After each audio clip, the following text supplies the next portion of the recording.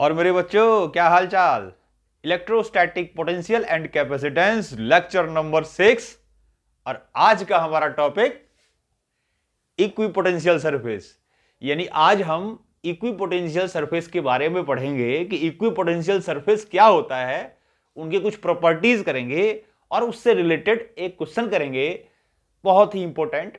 और उसके बाद हम पोटेंशियल का लेक्चर हमारा खत्म हो जाएगा और उसके बाद नेक्स्ट लेक्चर से हम पोटेंशियल एनर्जी स्टार्ट करेंगे। तो आज का टॉपिक हमारा क्या है? Equipotential surface. ये बहुत ज्यादा इंपॉर्टेंट टॉपिक है, छोटा सा टॉपिक है। तो चलो मिलके करते हैं। किसके साथ? आपके अपने फिजिक्स गुरु संजय झा के साथ। Equipotential surface.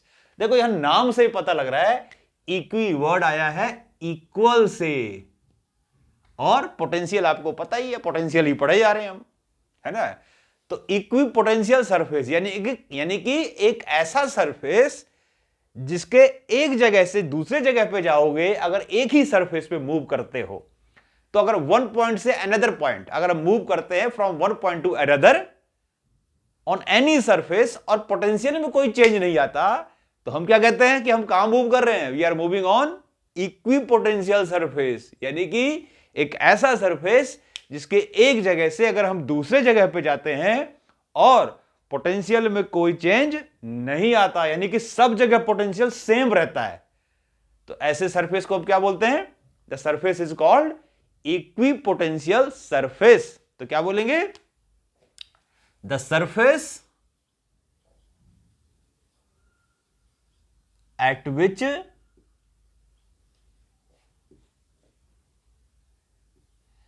Electric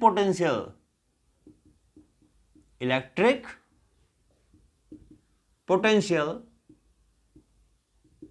remains same.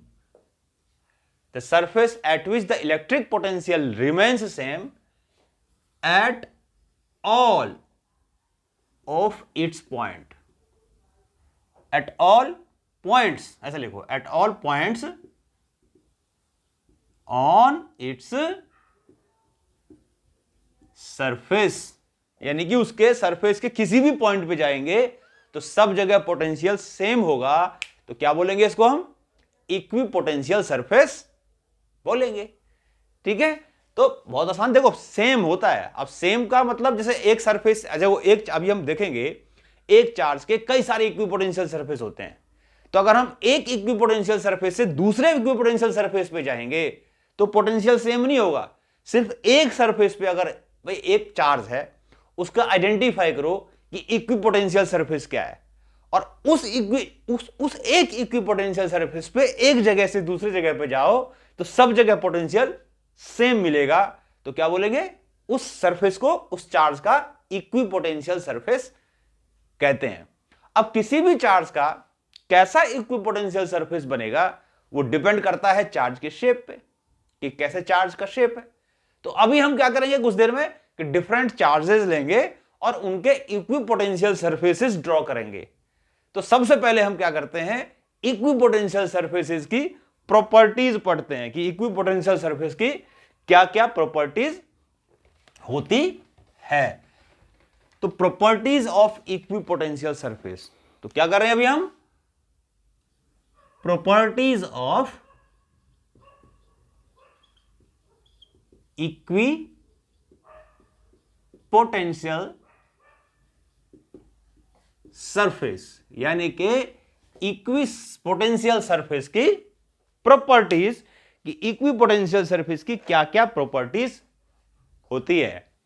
तो सबसे पहले देखो, सबसे पहली प्रॉपर्टी कि जो इक्विपोटेंशियल सरफेस होता है उसके अगर हम एक जगह से दूसरे जगह पर जाएंगे, अगर इक्विपोटेंशियल कोई चार्ज है, उस चार्ज का एक इक्विपोटेंशियल सरफेस होगा, तो उसके इक्विपोटेंशियल सरफेस से अगर हम एक पॉइंट से उसी सरफेस के दूसरे पॉइंट पे जाते हैं, then work done will always zero.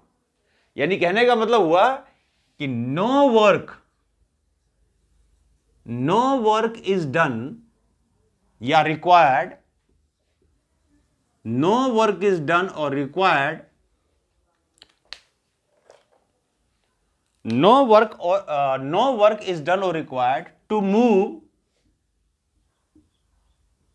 A charge on equipotential surface. Equipotential surface यानी एक चार्ज को एक ही इक्विपोटेंशियल सरफेस के एक जगह से दूसरे जगह पे ले जाएंगे तो work done will be zero.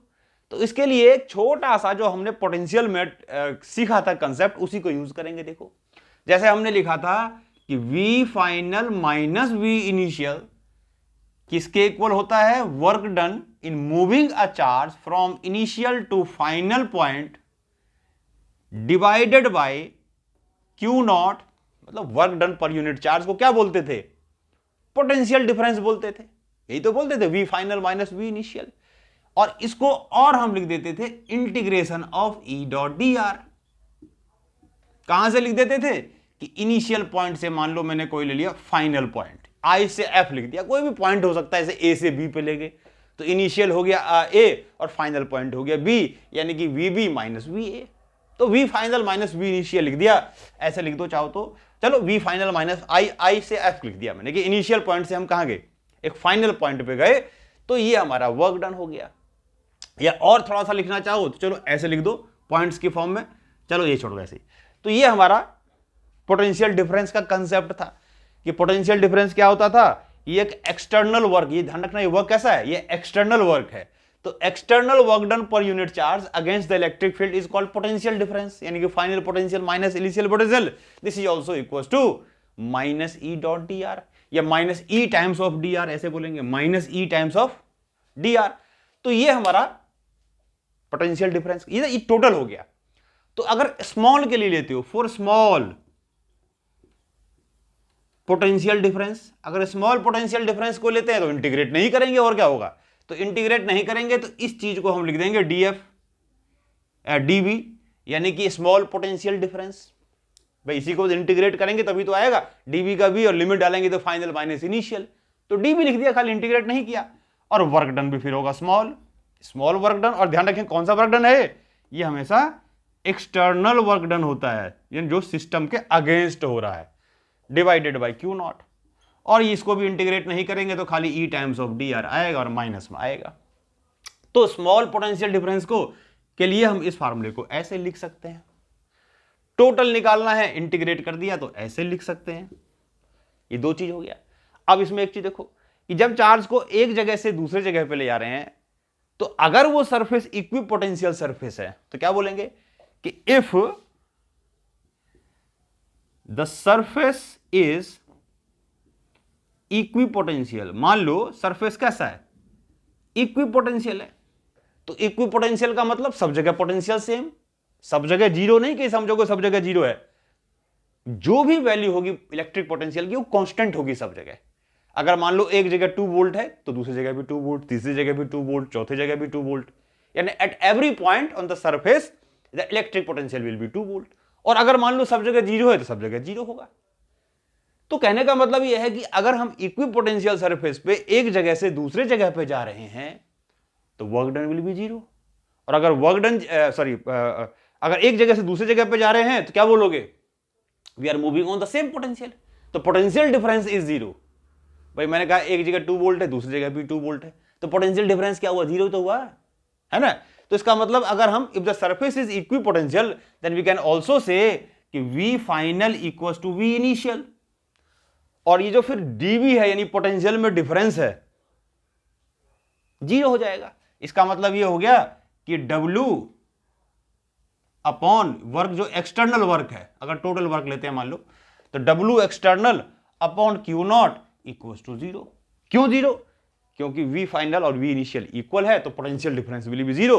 dV को भी जीरो लिख सकते हैं, एक ही बात है। तो potential difference will be zero. तो potential difference will be zero, cross multiply करो तो एक्सटर्नल वर्क डन क्या हो गया? फिर जीरो। यानी कहने का मतलब क्या हुआ कि हमें कोई काम नहीं करना पड़ेगा इलेक्ट्रिक फील्ड के अगेंस्ट अगर हम एक चार्ज को इक्विपोटेंशियल सरफेस में एक जगह से दूसरे जगह पे ले जाते हैं तो। क्लियर?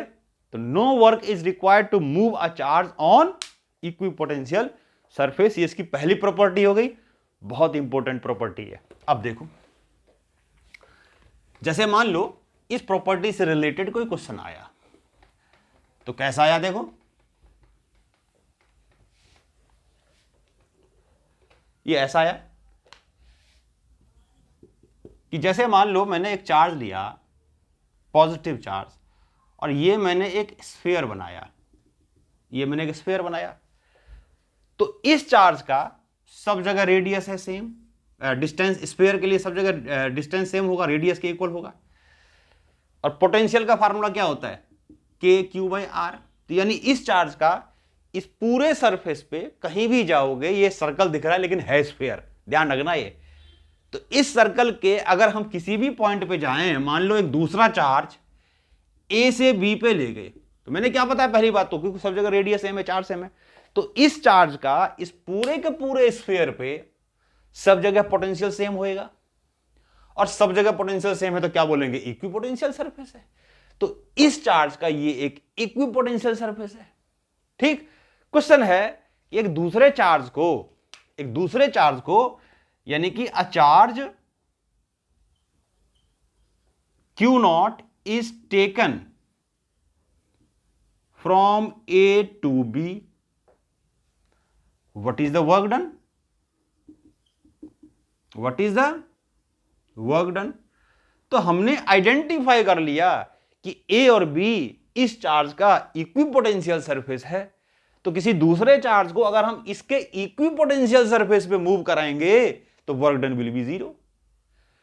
सिंपल सा, तो W एक्सटर्नल इक्वल्स टू क्या, Q not final minus initial, final potential minus initial potential, वही जो अभी लिखा उसी फार्मूले को मैंने यूज कर दिया। अब जितना है VA उतना ही है VB, और V है किसका, V इस चार्ज का नहीं है जो मूव कर रहा है Q नॉट का, ये इस चार्ज का इक्विपोटेंशियल सरफेस है। तो इस चार्ज का जितना पोटेंशियल A पे, इस चार्ज का उतना ही पोटेंशियल B पे, potential difference will be zero, the work done will be zero. कोई वर्क नहीं करना पड़ा, एक्सटर्नल सोर्स को कोई वर्क नहीं करना पड़ा क्योंकि इक्विपोटेंशियल सरफेस है। ठीक, इसी में देखो एक चीज ध्यान रखो, किसी भी चार्ज को एक इक्विपोटेंशियल सरफेस पे एक जगह से दूसरी जगह पे ले जाओ, 10 चक्कर कटाओ, 15 चक्कर कटाओ, 20 चक्कर कटवाओ, work done will be zero. और work done will be zero तो एनर्जी में भी कोई चेंज नहीं होगा, यानी कि वर्क एनर्जी थ्योरम यहां यूज करेंगे, no work no change in energy. तो किसी भी चार्ज को अगर इक्विपोटेंशियल सरफेस पे मूव करते हैं, बोले क्या काम हुआ, जीरो। कितनी एनर्जी में चेंज हुई, जीरो। यानी एक चार्ज को जब इक्विपोटेंशियल सरफेस मूव करते हैं, ना तो कोई काम करना पड़ता और नहीं कहीं काम करना पड़ता, तो एनर्जी में भी कोई चेंज नहीं आएगा। क्लियर। अब देखो एक और बड़ी इंपॉर्टेंट बात बताता हूं, इसी क्वेश्चन को थोड़ा सा मॉडिफाई कर दिया और लिख दिया का charge is taken from A to B via C, C से होता हुआ एक चार्ज को B पे ले गए, Q not is taken to B from A via C, C से होता हुआ ले गए, बताओ कितना काम हुआ, तो बताओ what is the amount of work done, बताओ कितना काम हुआ। पहले काम निकालना पड़ेगा। अब देखो C जो है वो इक्विपोटेंशियल, A और C तो इक्विपोटेंशियल सरफेस नहीं है, तो वर्क निकालना है तो क्या करेंगे, पोटेंशियल डिफरेंस इनटू चार्ज। तो कहने का मतलब इसको जब सॉल्व करेंगे तो टोटल वर्क निकालने के लिए पहले हम निकालेंगे भाई अगर A से C पे गई तो कितना काम हुआ, C से B पे गई तो कितना काम हुआ, फिर दोनों काम को ऐड कर देंगे, टोटल काम हुआ। तो क्या किया, पहले A से C का टोटल काम, फिर C से B का टोटल काम, दोनों काम को जोड़ोगे तो टोटल काम आएगा। तो कहने का मतलब ये हो गया, तो सबसे पहले क्या करेंगे कि वर्क डन निकालेंगे A से C, तो this will be Q not VC minus VA final minus initial, simple concept. ठीक, अब निकालेंगे work done from C to B, कितना हुआ C से B तक जाने में काम, Q नॉट, और फाइनल है इसका VB, इनिशियल है इसका VC, तो potential final minus potential initial, what is the total काम, what is the total work यानी कि टोटल काम इज WA से C प्लस WC से B तो ये हो गया हमारा WA से B कितना Q not VC minus VA plus Q not VB minus VC, common ले लो Q नॉट, तो दिस विल बी टोटल काम आ रहा है, तो Q not VC minus VA plus VB minus VC, VC ने VC को मारा तो बचा VA minus VB minus VA यानी कि VB माइनस VA, ये आ गया टोटल काम। और क्योंकि A और B जो है ये दोनों के दोनों पॉइंट इक्विपोटेंशियल सरफेस पे है, तो दिस यहां करता हूं, देखो दिस इंप्लाइज दैट कि VA इक्वल्स टू VB, क्यों? क्योंकि A और B तो इक्विपोटेंशियल सरफेस पे है, तो पोटेंशियल सब जगह इक्वल होएगा, तो इक्वल होएगा तो हमारा काम भी जीरो होगा, और क्या होगा, V और A इक्वल, दोनों कट जाएगा, A ने B को मारा तो potential difference is zero between A and B, तो work done will be zero. क्या पता लगा यहां से यह बात पता लगी कि एक चार्ज को अगर हम बीच में कहीं भी घुमाएं, और यानी कि एक पॉइंट से दूसरे पॉइंट पर ले आए, बीच में से कहीं भी घुमाएं, कोई फर्क नहीं पड़ता, अगर इनिशियल और फाइनल पॉइंट इक्विपोटेंशियल सरफेस पे है, work done will be zero, path पे डिपेंड नहीं कर रहा। तो इससे हमने एक कंक्लूजन निकाला कि इलेक्ट्रिक फील्ड के अगेंस्ट जो वर्क होता है वो पाथ पे डिपेंड नहीं करता, ये हम शुरू से बोलते आए हैं, वही बात दोबारा सिद्ध हो गया। पाथ इंडिपेंडेंट यानी कि ये देखो कि इनिशियल और फाइनल क्या है, बीच में कहीं भी जाओ मतलब नहीं, बीच में कहीं भी जाए मतलब नहीं, सिर्फ फाइनल और इनिशियल पॉइंट चाहिए, final potential initial potential difference कर दो, क्यू नॉट से मल्टीप्लाई कर दो, जिस चार्ज को मूव करा रहे हो उस चार्ज से मूव करा दो, तो work done will be zero, sorry हाँ, तो वो आपका वर्क डन आ जाएगा, और अगर इक्विपोटेंशियल सरफेस में है तो work done will be zero. Clear? चलो नेक्स्ट प्रॉपर्टी करते हैं।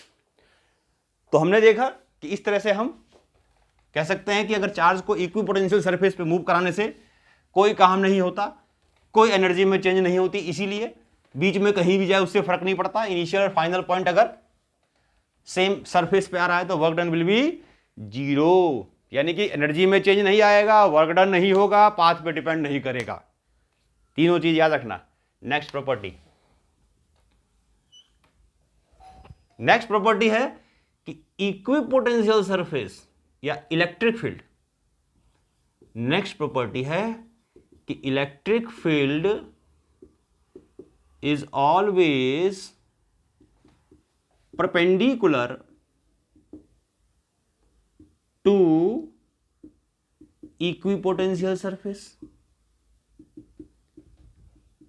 यानी कि जो इलेक्ट्रिक फील्ड होता है ये हमेशा इक्विपोटेंशियल सरफेस के परपेंडिकुलर होता है। इसको भी प्रूफ करते हैं, बड़ा आसान, अभी हमने देखा था क्या कि E times minus E times dr ये इक्वल था किसके, dV के, इंटीग्रेट कर दोगे तो बोलेंगे V final minus V initial के, यही तो था, है ना। तो ये हमारा था E टाइम्स ऑफ dr, और इंटू एक और चीज था यहां पर Q नॉट से और मल्टीप्लाई कर रखा था भाई, तो ये था हमारा E डॉट dr, ये बेसिकली dV था, और ये इक्वल था dW बाई Q नॉट के, ये इसके इक्वल था, ठीक है। अब इसमें हम डॉट करते हैं, इसमें होता है एक्चुअली डॉट, मैंने बताया था अगर E और dr सेम डायरेक्शन में है तो cos 0 हो जाता है या 180 हो जाता है, नहीं तो फिर थीटा होता है, तो यहां इसको लिखेंगे तो हम कह सकते हैं कि माइनस E डॉट dr ये इक्वल है dV के, तो हम ये कह सकते हैं कि E dr cos theta is dV, और what is theta? Theta is the angle between E and dr is the length on equipotential surface, यानी एक जगह से दूसरी जगह पे ले आ रहे हो तो कितना डिस्टेंस कवर किया, dr, है ना। तो अगर ये जो मूवमेंट हो रहा है इक्विपोटेंशियल सरफेस पे हो रहा है, तो if initial and final point on equipotential surface,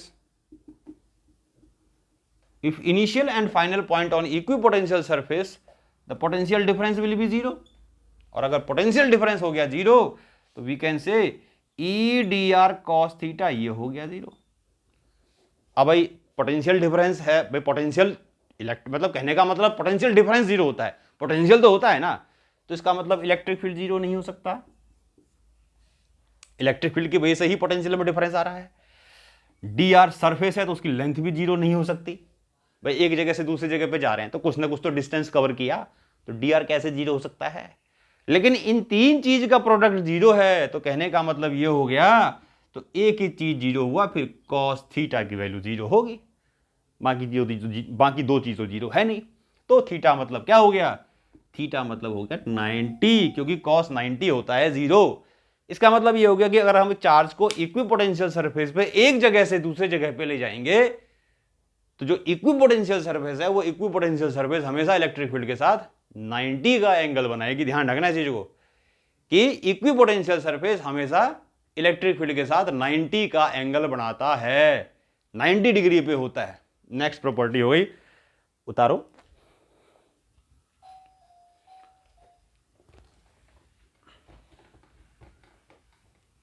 next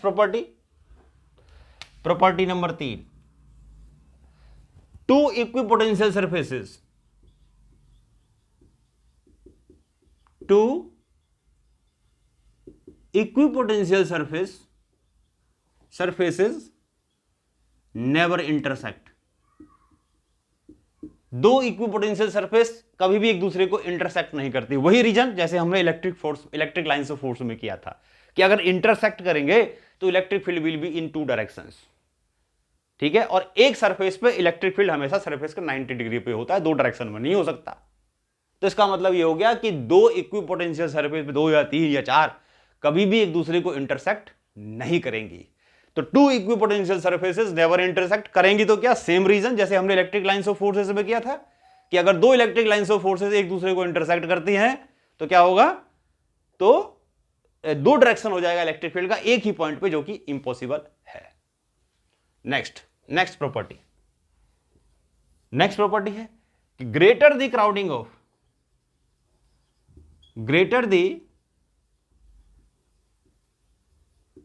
of equipotential surface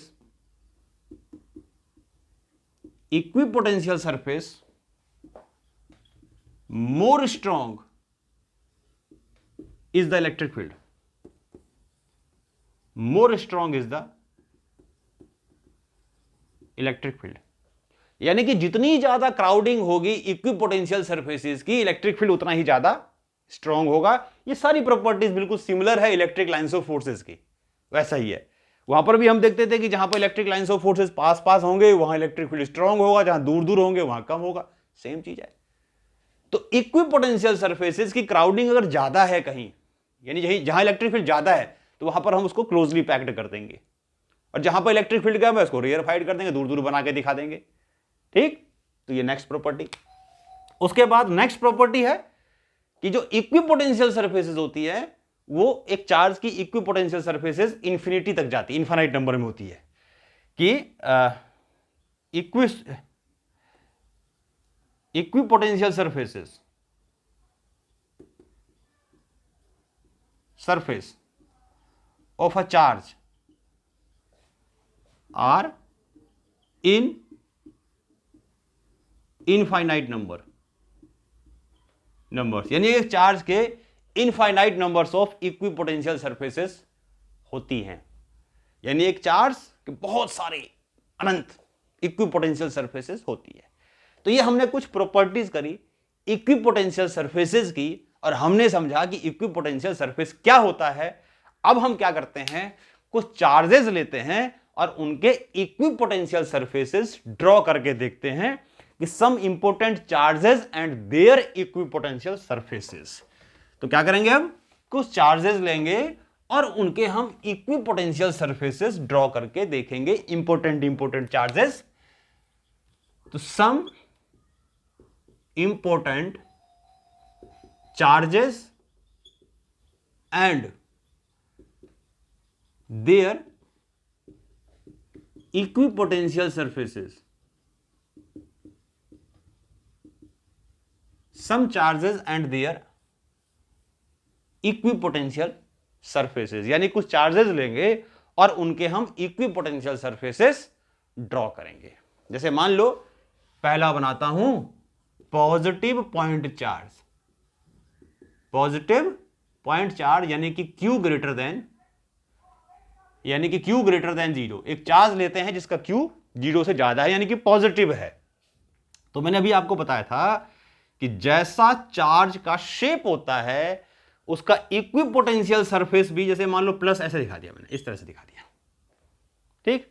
तो जैसा चार्ज का शेप होता है उसका इक्विपोटेंशियल सरफेस भी वैसा ही बनता है, क्योंकि पॉइंट चार्ज जो है, जो पॉजिटिव पॉइंट चार्ज मतलब जस्ट लाइक एज पॉइंट, में थोड़ा बड़ा दिखा दिया लेकिन ये पॉइंट की तरह होगा। तो इसके जो इक्विपोटेंशियल सरफेसेस होंगे वो इसी के जैसे होंगे, और इसी के जैसे क्या हो सकते हैं फिर, ये कॉन्सेंट्रिक स्फीयर्स होंगे। ये सर्कल नहीं है, ध्यान रखना क्या है ये, कॉन्सेंट्रिक स्फीयर्स, ये कॉन्सेंट्रिक स्फीयर्स।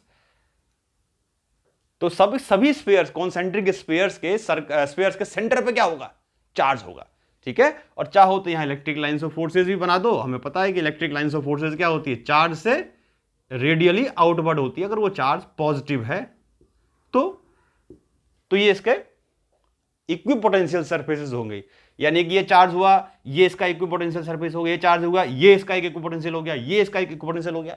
और बाकी जो क्लियर लाइन से बनाए वो क्या है, वो इलेक्ट्रिक लाइंस ऑफ फोर्सेस है। तो इनफाइनाइट नंबर से बना सकते हैं, जैसे जैसे चार्ज से दूर जाएंगे जो स्पेसिंग होगी वो बढ़ती जाएगी, स्पेसिंग होगी वो बढ़ती जाएगी। दूसरा नेगेटिव पॉइंट चार्ज, यानी कि Q लेस देन 0। तो Q लेस देन 0 का अगर हम इक्विपोटेंशियल सरफेस बनाएंगे तो क्या करेंगे, -Q ले लेते हैं यहां पर, और इसमें क्या होगा, इसका भी वैसे ही बनेगा जैसे पॉजिटिव का होता है। जैसे चार्ज से दूर जाएंगे तो इसको दूर दूर करते जाएंगे सरफेसेस को, कॉन्सेंट्रिक स्फीयर्स। लेकिन इसमें क्या होगा कि इसमें जो ये इलेक्ट्रिक लाइंस ऑफ फोर्स है वो अंदर की साइड होगी, इस तरह से, इस तरह से। तो ये इसके इक्विपोटेंशियल सरफेस, जो डॉटेड लाइन से बना रहे हैं वो सारी सारी चीजें क्या है, इक्विपोटेंशियल सरफेसेस है। और क्लियर लाइन से जो बना रहे हैं वो हमारा जो है वो इलेक्ट्रिक लाइंस ऑफ फोर्सेस है, ठीक है।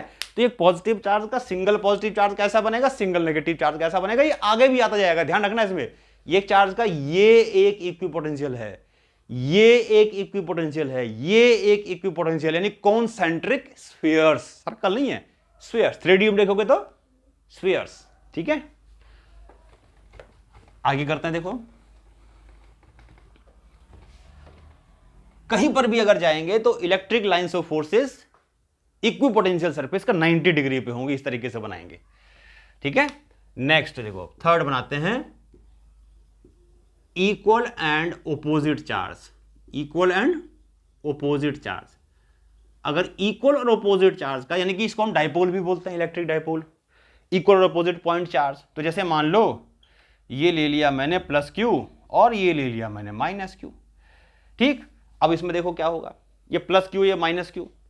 अब इसमें क्या होगा कि अगर जब टॉपिक क्या था हमने, ध्यान करो, electric field, electric lines of forces का। तो इलेक्ट्रिक लाइंस ऑफ फोर्सेस कैसे बना था इसका, इसके इलेक्ट्रिक लाइंस ऑफ फोर्सेस ऐसे बने थे, इस तरह से पॉजिटिव से स्टार्ट होगा और नेगेटिव में जाकर टर्मिनेट हो जाएगा, ये इस तरह से, इस तरह से कहीं आके यहां मिल जाएगा, इस तरह से कहीं जाके यहां से मिल जाएगा, बहुत दूर से घूमता हुआ आएगा और यहां चला जाएगा, इस तरह से यहां जाएगा, यानी यहां से निकलेगा और यहां से कहीं ऐसे एंटर करेगा, ऐसे यहां कहीं एंटर करेगा, पॉजिटिव से नेगेटिव में कहीं वापस आएगा। अब देखो इसमें क्या होता है, इसका अगर ध्यान से देखो तो बिल्कुल मिडिल में, बिल्कुल मिडिल में इलेक्ट्रिक पोटेंशियल क्या होता है, 0। जब हमने इसका किया था इलेक्ट्रिक पोटेंशियल मिडिल में कहा था भाई, एक चार्ज का जितना पोटेंशियल यहां होगा पॉजिटिव में उतना ही होगा इसका नेगेटिव में, तो बिल्कुल मिडिल में पोटेंशियल विल बी 0। तो हमने देखा भी था कि जो एक ऐसा प्लेन जो इक्वेटोरियल लाइन से पास करता है उस पर सब जगह पोटेंशियल 0 होगा, तो वो उसका एक इक्विपोटेंशियल सरफेस है, वो उसका एक इक्विपोटेंशियल सरफेस, यानी कि जो एक प्लेन जो डाइपोल के परपेंडिकुलर होता है और इक्वेटोरियल लाइन से पास करता है वो एक उसका इक्विपोटेंशियल सरफेस है। ये हमने पहले इलेक्ट्रिक डाइपोल में किया था, वहां बताया था आपको। तो ये एक इक्विपोटेंशियल सरफेस है इसका, जो इक्वेटोरियल, एक ऐसा प्लेन जो इक्वेटोरियल लाइन के अलोंग होगा और डाइपोल के परपेंडिकुलर होगा। ये डाइपोल है क्या, मान लो ऐसे, और ये इक्वेटोरियल प्लेन, जैसे प्लेन जो इक्वेटोरियल लाइन के अलोंग है लेकिन डाइपोल के परपेंडिकुलर है, तो क्या होगा, वो एक इक्विपोटेंशियल सरफेस, सरफेस का पोटेंशियल विल बी 0। और एक और चीज देखा था कि बीचों बीच में जब हम इलेक्ट्रिक फील्ड निकालते थे तो इसका इलेक्ट्रिक फील्ड होगा इधर की साइड और इसका भी इलेक्ट्रिक फील्ड होगा इधर की साइड, यानी इलेक्ट्रिक फील्ड तो बीचों बीच में सबसे ज्यादा होता था, यानी इसके मिडिल पॉइंट पे यहां electric field will be strong, और इसके जैसे हम इधर जाएंगे इलेक्ट्रिक फील्ड कम होता जाएगा, उधर जाएंगे इलेक्ट्रिक फील्ड कम होता जाएगा। और अभी हमने क्या बताया था कि जैसे जैसे इलेक्ट्रिक फील्ड कम होता है इक्विपोटेंशियल सरफेसेस दूर दूर होते जाते हैं, है ना।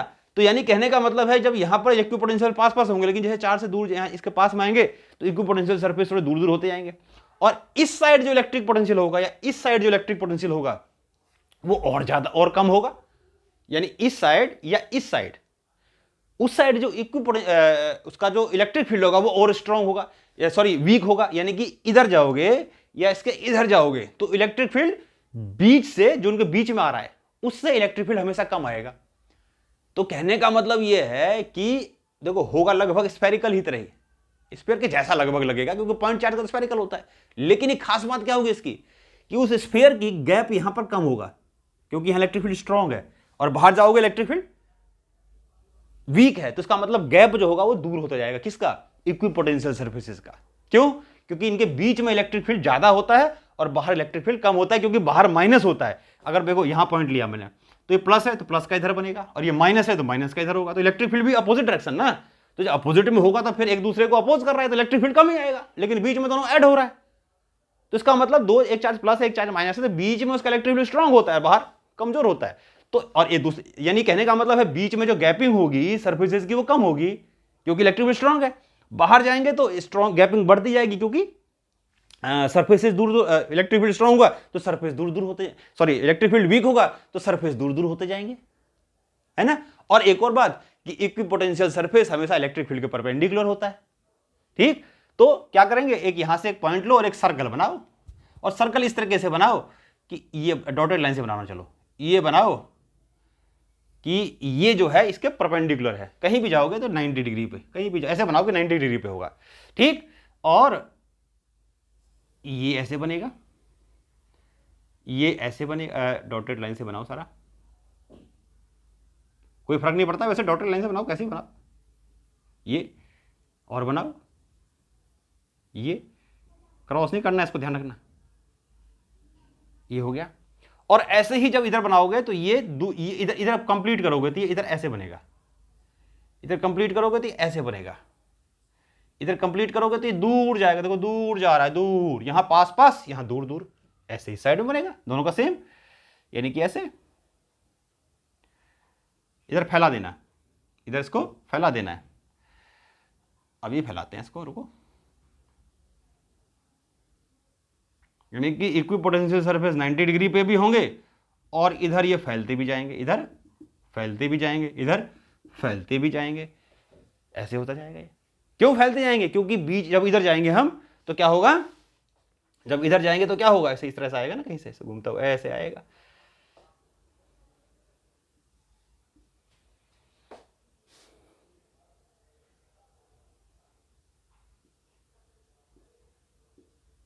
हाँ। तो इस तरह से कहने का मतलब यह है कि जो फैलते क्यों जाएंगे, क्योंकि इधर इलेक्ट्रिक फील्ड वीक है, इधर इलेक्ट्रिक फील्ड वीक और बीच में स्ट्रॉन्ग है, इसलिए पास पास है, इसलिए पास पास है। तो ये इक्विपोटेंशियल सरफेस बन गया किसका, इक्वल और अपोजिट चार्ज का, है ना। तो तितली बटरफ्लाई की तरह हो गया है, बटरफ्लाई की तरह, बाहर से बटरफ्लाई का जो पंख होते हैं उसके वो बाहर से बड़े होते हैं, अंदर थोड़े पिचक जाते हैं, है ना, तो बटरफ्लाई की तरह हो गया है। आगे देखो,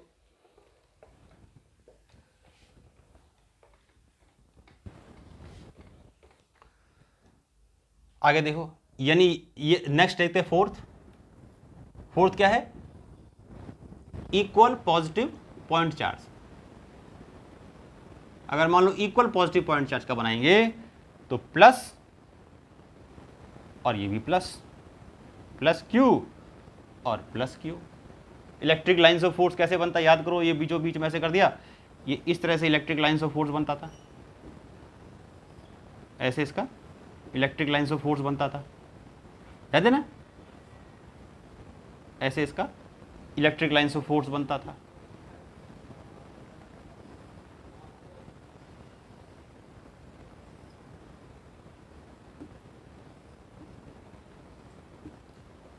ऐसे इसका इलेक्ट्रिक लाइन्स ऑफ फोर्सेस बनता था, ठीक।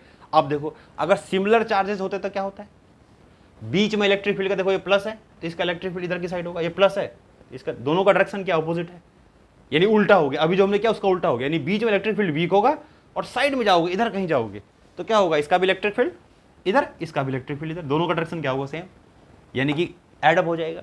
यानी इसके इधर जाएंगे या इसके इधर जाएंगे तो इलेक्ट्रिक फील्ड स्ट्रांग होगा, और बीच में क्योंकि अपोज कर रहा है तो इलेक्ट्रिक फील्ड वीक होगा। जहां इलेक्ट्रिक फील्ड वीक होता है वहां इक्विपोटेंशियल सरफेसेस दूर दूर होते हैं, तो स्फीयर के जैसे बनेंगे, लेकिन यहां थोड़े दूर दूर, उल्टा उल्टा बना दो इसको, ये ऐसे फैलते जाएंगे दूर दूर, और परपेंडिकुलर तो होंगे होंगे, परपेंडिकुलर तो होंगे होंगे, तो इस तरह थोड़ा इधर साइड पास पास, इधर थोड़े ऐसे फैलते जाएंगे। क्यों फैलते जाएंगे, क्योंकि बीच में इलेक्ट्रिक फील्ड वीक होता है, साइड में स्ट्रांग होगा। ऐसे इसका बना दो, बीच में दूर दूर और इधर थोड़े पास पास, इस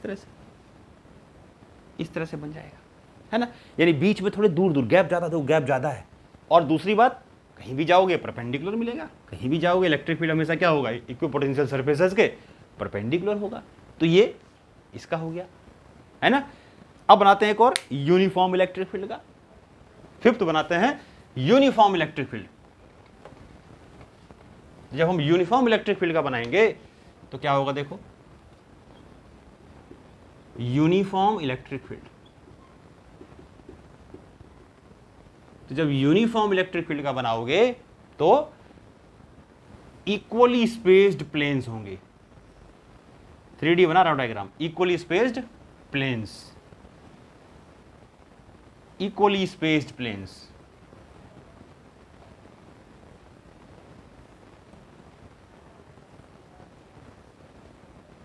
इस तरह से देखो 3 प्लेन्स बना दिए। ये मैं बना रहा हूं इलेक्ट्रिक फील्ड लाइन्स, यहां पर मैंने जो इक्वली प्लेन बनाए हैं वो भी क्लियर लाइन से बना दिया है। तो डॉटेड लाइन भी चाहो तो बना लो, क्योंकि मैंने सब जगह डॉटेड लाइन से बनाया है, तो यहां भी डॉटेड लाइन से हमें दिखाना चाहिए, मैंने क्लियर लाइन से बना दिया, चलो कोई बात नहीं। तो ये क्या है, ये इक्वली स्पेस्ड, ये इलेक्ट्रिक लाइन्स ऑफ फोर्सेज जो लाइन बनाया है, इसमें एरो बना रहा हूं हमेशा, वो क्या है, वो इलेक्ट्रिक फील्ड है। और ये सारे इक्विपोटेंशियल सरफेस है, ये क्या सारे, और all are equipotential surfaces, और सबके बीच का डिस्टेंस सेम है, डी डी सब जगह सेम है, सब जगह सेम है। तो इक्वली स्पेस्ड प्लेन्स होंगे, इक्वली स्पेस्ड प्लेन्स, है ना, equipotential surface of uniform electric field. इसमें एक और चीज करते हैं, देखो एक और चीज करते हैं इसमें, वो क्या करते हैं, देखो ये है 6th electric field, electric field in a particular direction and increasing magnitude, मान लो जो इक्विपोटेंशियल सरफेसेस हैं वो इस, जो इलेक्ट्रिक फील्ड है वो इस तरीके से एक ही डायरेक्शन में है, लेकिन मैग्नीट्यूड बढ़ता जा रहा है। जैसे मान लो कहता हूं मैं कि जेड एक्सिस पे है, और जैसे जैसे as we move along the positive direction of x axis, z axis, electric field becomes more and more strong. और आपको पता है कि जब इलेक्ट्रिक फील्ड स्ट्रॉन्ग होता जाएगा तो इक्विपोटेंशियल सरफेसेस पास पास होते जाएंगे। तो जैसे मान लो मैंने कहा कि इस डायरेक्शन में इंक्रीजिंग इलेक्ट्रिक फील्ड है, इंक्रीजिंग इलेक्ट्रिक फील्ड। अब ये डायरेक्शन कोई भी हो सकता है भाई, डायरेक्शन जेड एक्सिस हो सकता है, ये एक पर्टिकुलर डायरेक्शन में होगा तो कोई भी ले सकते हो ना, या तो एक्स ले लो या वाई ले लो या जेड ले लो। तो ये एक्स एक्सिस भी हो सकता है, ये वाई एक्सिस भी हो सकता है, ये जेड एक्सिस भी हो सकता है। तो एक पर्टिकुलर डायरेक्शन है तो कोई एक एक्सिस ले लेंगे, तो जो भी एक्सिस होगा वो एक्सिस से दिखा देंगे इसको। अगर कहता है कि भाई as we move along the positive direction of x axis electric field increases, या positive direction of y axis electric field increases, positive direction of z axis electric field increases, तो ऐसा कर देंगे। ठीक, तो क्या करेंगे इसमें, यहां भी प्लेन्स ही बनाएंगे, लेकिन प्लेन्स के बीच का गैप कम करते जाएंगे। जैसे जैसे इलेक्ट्रिक फील्ड स्ट्रांग होता जाएगा, इक्विपोटेंशियल सरफेसेस पास पास आते जाएंगे, क्योंकि जैसे जैसे इलेक्ट्रिक फील्ड स्ट्रांग होगा इक्विपोटेंशियल सरफेस भिजते जाएंगे, पास पास आते जाएंगे।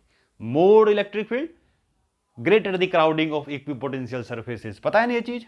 तो ये बना सकते हैं इसका कि जैसे मान लो इलेक्ट्रिक फील्ड ऐसे इंक्रीज कर रहा है, इस डायरेक्शन में जा रहे हैं, तो इलेक्ट्रिक फील्ड क्या कर रहा है? इंक्रीज कर रहा है, ठीक है, लेकिन होगा सब जगह सरफेस के 90 डिग्री पे ही। तो इस डायरेक्शन में जा रहे हैं, इलेक्ट्रिक फील्ड इंक्रीज कर रहा है, तो ये D1 हो गया, यहां से यहां तक का डिस्टेंस, ये D2 हो गया, ये D3 हो गया, और क्या हो रहा है यहां पर कि यहां पर D3 सबसे कम, D2 उससे ज्यादा और D1 सबसे ज्यादा। कि जैसे जैसे हम इलेक्ट्रिक फील्ड स्ट्रांग करते जाएंगे इक्विपोटेंशियल सरफेसेस पास पास आते जाएंगे। समझ में आ गया? तो ये हो गया इसका। एक और कर देते हैं, चलो लास्ट में एक कर देते हैं। मान लो एक चार्ज स्फीयर का उसका कर देते हैं, लाइन चार्ज का। तो equipotential surface of line charge. Next, equipotential surface of line charge, यानी कि लाइन चार्ज का इक्विपोटेंशियल सरफेस बनाना है। तो क्या करेंगे? ये बना दिया लाइन चार्ज, मान लो इस पे पॉजिटिव चार्ज दिया, ठीक, L इसकी लेंथ हो गई। तो इसको क्या करेंगे अब? यानी इसका हम लाइन चार्ज का इलेक्ट्रिक फील्ड का फार्मूला क्या होता था, या पोटेंशियल क्या होता था? सब जगह डिस्टेंस सेम है तो potential will be same, perpendicular distance. तो इसमें क्या करेंगे? इसको एक्सिस लेकर के ये बना देंगे, ये एक इक्विपोटेंशियल सरफेस हो गया इसका। ये कॉन्सेंट्रिक सिलेंडर्स, कॉन्सेंट्रिक नहीं, कोएक्सियल सिलेंडर बोलेंगे इसमें। सबके सेंटर पे कौन होगा? सबके सेंटर पे ये लाइन चार्ज होगा। तो ये हो गया एक, ये दूसरा बना दो, ये पहला मैंने क्लियर लाइन से बना दिया, डॉटेड से बना दो चाहो तो। ये क्या हो गया? दूसरा इसका इक्विपोटेंशियल सरफेस हो गया। ऐसे ही इसका तीसरा इक्विपोटेंशियल सरफेस हो गया, इसका तीसरा इक्विपोटेंशियल सरफेस हो गया। तो ये सारे क्या हैं? ये सारे इसके इक्विपोटेंशियल सरफेसेस है। तो लाइन चार्ज का इक्विपोटेंशियल इलेक्ट्रिक फील्ड कैसे बनाओगे? इलेक्ट्रिक फील्ड ऐसे, ऐसे इधर भी दिखा दो, कहीं भी दिखा दो भाई। एक सिलेंडर किससे बना हो सकता है? इनफाइनाइट नंबर्स ऑफ सर्कल से पिचका दो, सिलेंडर बन गया। एक यहां भी बना दो चाहो तो, एक सर्कल ये, एक सर्कल ये, एक सर्कल ये, ऐसे कई सारे सर्कल बन जाएंगे, है ना? तो ये भी इसका एक इक्विपोटेंशियल सरफेस बन गया।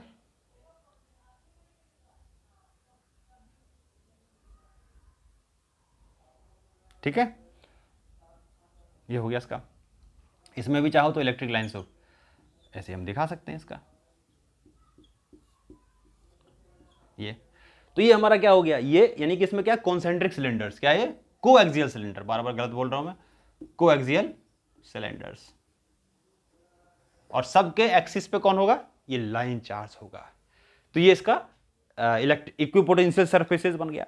तो जब हम किसी भी चार्ज का इक्विपोटेंशियल सरफेसेस ड्रॉ करते हैं तो जो प्रॉपर्टीज है उसको याद रखो। अगर वो प्रॉपर्टीज दिमाग में रखोगे तो इक्विपोटेंशियल सरफेसेस बना सकते हो, है ना? तो ये आज का टॉपिक था हमारा इक्विपोटेंशियल सरफेसेस का। हमने समझा इक्विपोटेंशियल सरफेस क्या होता है, और उसके ऊपर छोटा सा एक हमने वर्क डन का न्यूमेरिकल भी किया, है ना? और वहां पर हमने समझा कि इक्विपोटेंशियल सरफेस में क्या क्या चीजें होती हैं, क्या क्या प्रॉपर्टीज होती हैं। फिर हमने कुछ चार्जेस लिए और उनके हमने इक्विपोटेंशियल सरफेसेस ड्रॉ किए। तो ये आज का हमारा टॉपिक था इक्विपोटेंशियल सरफेस, और यहां पर हमारा इलेक्ट्रिक पोटेंशियल हो जाता है खत्म। और नेक्स्ट लेक्चर से हम शुरू करेंगे अब इलेक्ट्रिक पोटेंशियल एनर्जी। तो तब तक के लिए tata bye and see you again.